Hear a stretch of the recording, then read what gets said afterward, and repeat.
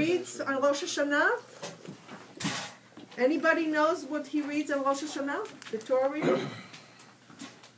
It is the Akedah, right? Right. So, okay, there you It's go. going to drive you crazy. Okay. So I want you to do two things. Okay. I want you to read it flat, like you're just reading it, like, you know, like people read it, versus reading it, dramatizing it. Okay, let's see.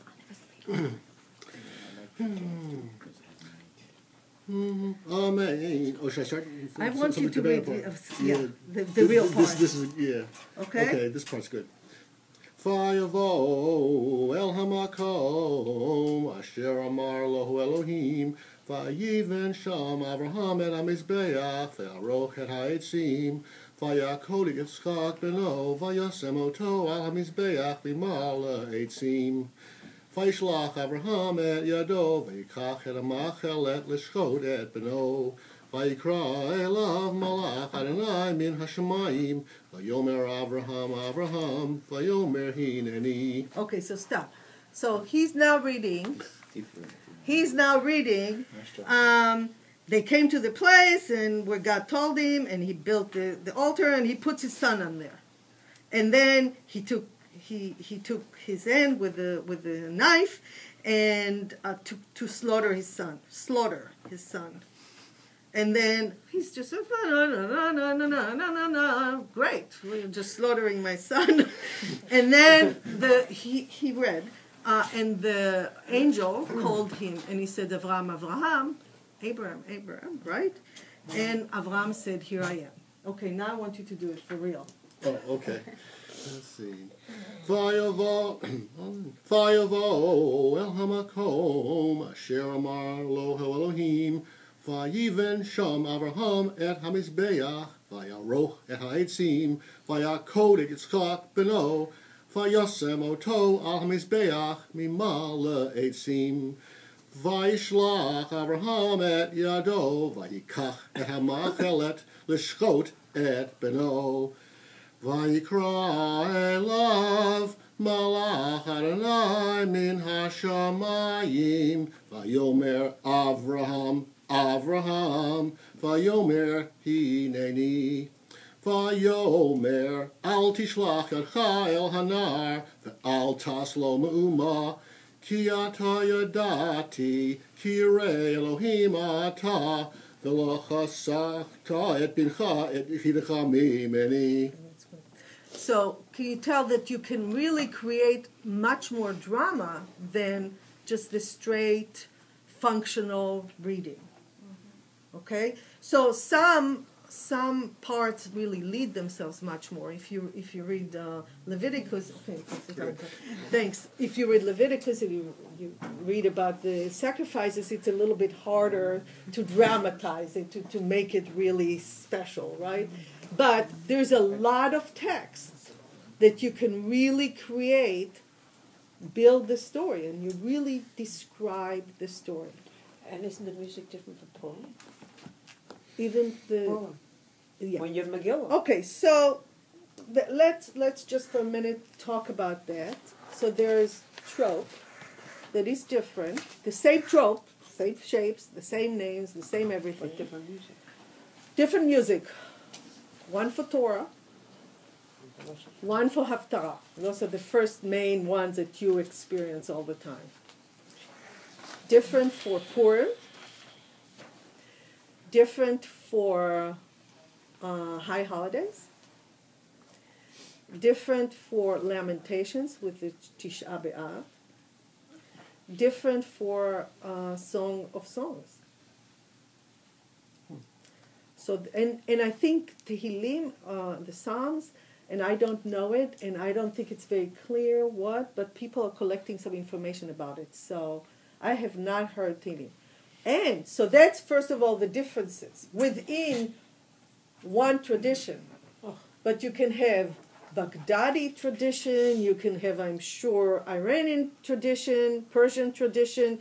I mean, you can have traditions from Italian traditions, you can have traditions from different areas of the world. and they'll be very different. And even within the United States, I'm not talking about Sephardic or Ashkenazi. I will pull up their teaching of, Trope in another synagogue, and it will be different. So it's not exactly what I'm teaching. It is in that, that is Silverstein's, and it comes partly from Belgium, actually. So,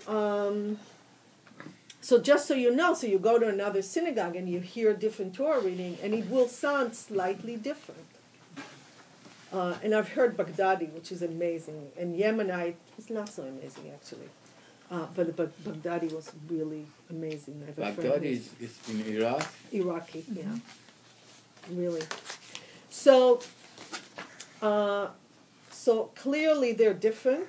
Definitely. And, very easily for me to sing Munach Zakah, Munach Segol, Munach Vi, Mapach Pashta, Munach Katon. That's a Haftarah. Okay? So it's minor, this one is major, and the other ones are different, and I can't, it will be hard for me to switch my brain now and go back to those. I did Purim one year. So, and the other ones are harder because you really do them once a year. So it's like you never really get a chance to really practice. So every time before each of those holidays, I have to really practice a lot because I don't remember it all the time because it's not something you do.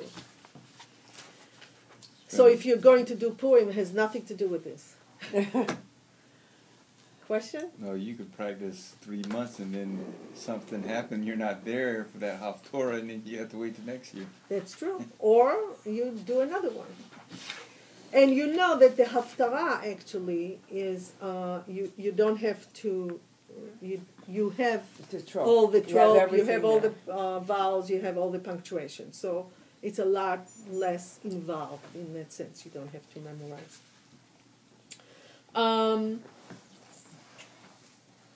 Okay. So on this page, on the second page, on this page, are the names of the tropes with the music, how we sang it. I nine nine nine nine nine, right? On this page, right. Yeah.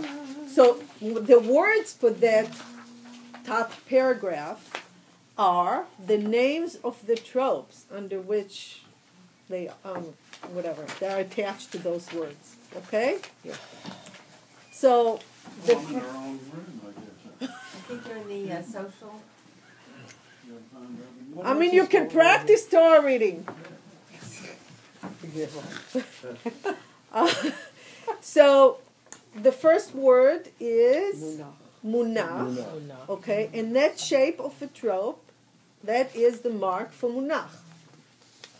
On top, the next word is zakah, and as you see, that's the shape. So what you see is some tropes are under, some tropes are on top, and in the first line, you see a vertical line in the middle, right? Or by the munach.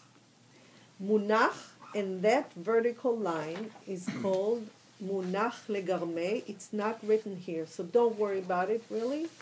But it has its own note. It's not just a regular munach.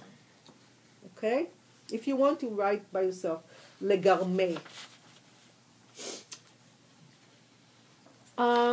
So, go back to the first page. I'm just going to go quickly through the basic principles.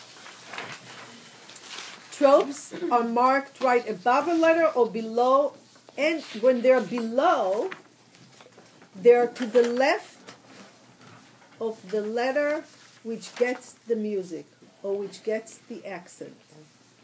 Okay? The left or right under it. And why is that important? As the next statement says, the placement of the trope directs the reader as to the emphasis, the stress, the accent syllable. the letter above which or to the left of which the trope is placed is where the emphasis or stress should be. Okay? So that's very, very, very important. Why is that important? One, because some words in Hebrew, like in English, the accent makes a difference. If you say the accent, if you put the accent on the wrong syllable, it sounds very weird. Market versus market. I mean, it's just weird. Sometimes it actually changes the meaning. It has a grammatical shift